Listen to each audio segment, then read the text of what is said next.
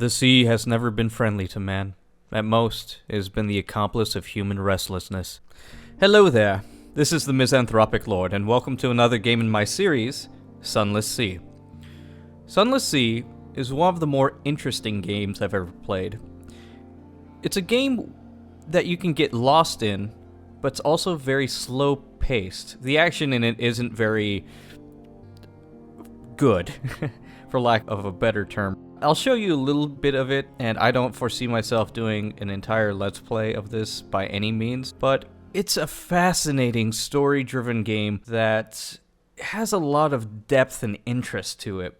Especially if you're a fan of darker Lovecraftian themes, but done in a way where it's relatable and the psychological stuff that happens in it is dark, but it isn't scary. It's just creepy, at times mildly unsettling.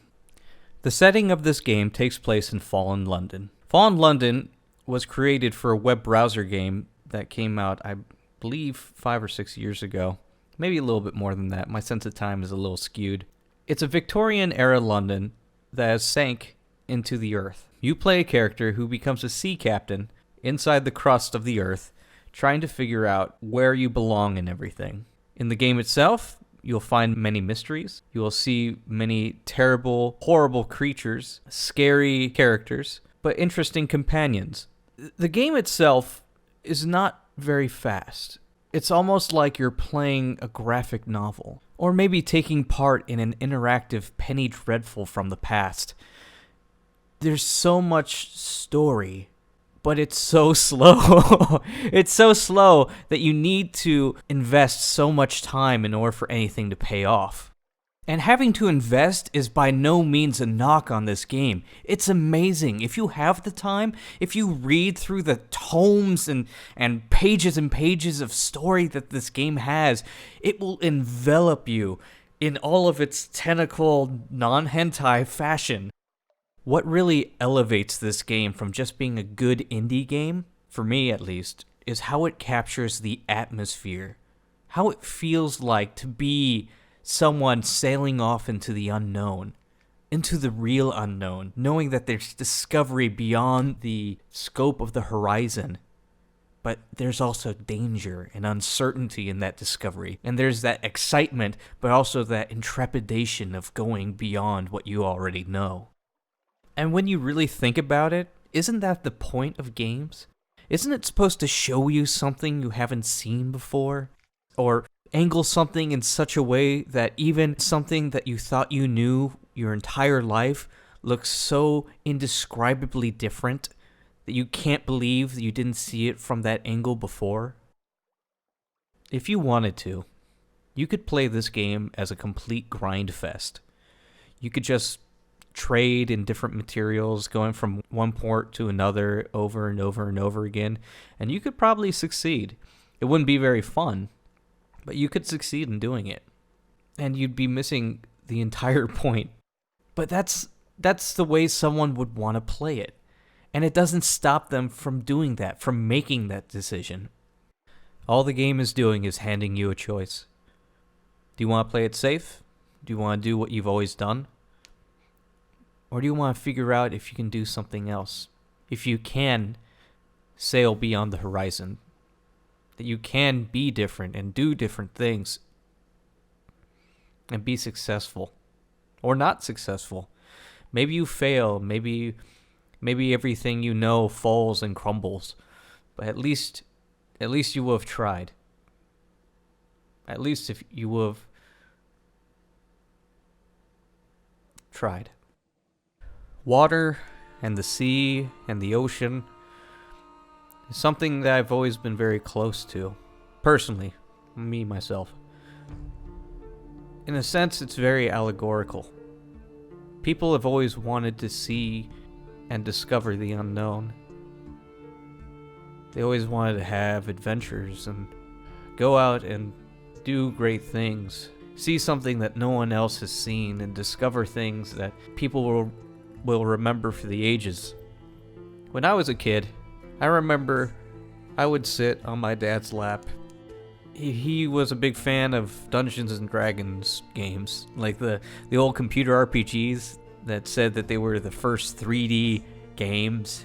And it wasn't 3D at all, it was just like a 2D background with sprites. But it made it look kinda 3D, you know, for 1990. He would always play it with graph paper. And each time he moved one square, he would always graph it out. And I remember seeing it as a child and being like, what are you doing, Dad? What is this? He's like, I'm making a map. I'm charting everything out. And by the end of the level, he would have it all on this piece of graph paper, this entire level. And he would know where everything was, where all the keys were, where the good stuff was. And there was a sense of wonder and excitement in that exploration, and a sense of victory when you had mapped it out. I got older, and I still loved that. It's one of the reasons that I like playing games now. As I was getting older, that sense of bonding never left with me and my dad. No matter what arguments we had, no matter what disagreements, we always had computer games. And that was at a time where, you know, computer games were still seen as pretty nerdy. Video games in general, I should say. They're still pretty nerdy, still pretty dorky. But we both loved them, and we both loved sharing in the shared story, shared experience of games. Those were always the times that I felt closest to my father. In RPGs, he would always play the wizard, and he would always make me the like a fighter cleric. Later, it would have been a ranger, but it never changed. He would play different games, and I would be over his shoulder, and I would help tell the story about what was ever happening. In Civilization games, whatever civilization he was playing, I would pretend like I was a newspaper, and I'd be reading the headlines of like Mahatma Gandhi nukes the Mongols, you know, just like ridiculous stuff historically that both of us really thought was funny. I think in sharing these videos and my commentary, I'm trying to share what was so valuable to me when I was a kid to other people. It's not only about the games. The games are a way to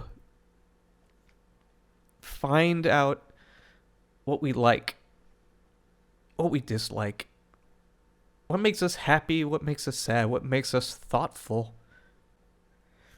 He would have really loved this game. And the sense of discovery and exploration. Maybe that's why it hit such a chord with me. He would have been all about captaining a ship, sailing into unknown waters.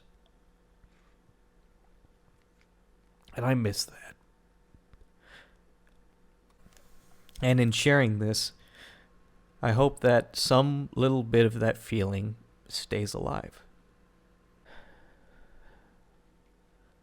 I'm not really talking about the game anymore, and I'm sorry about that. I wasn't paying attention enough, and now fucking bats are attacking me. Let's take a break from the serious stuff to go ahead and blow bats out of the sky like it's the Joker with a flat cannon.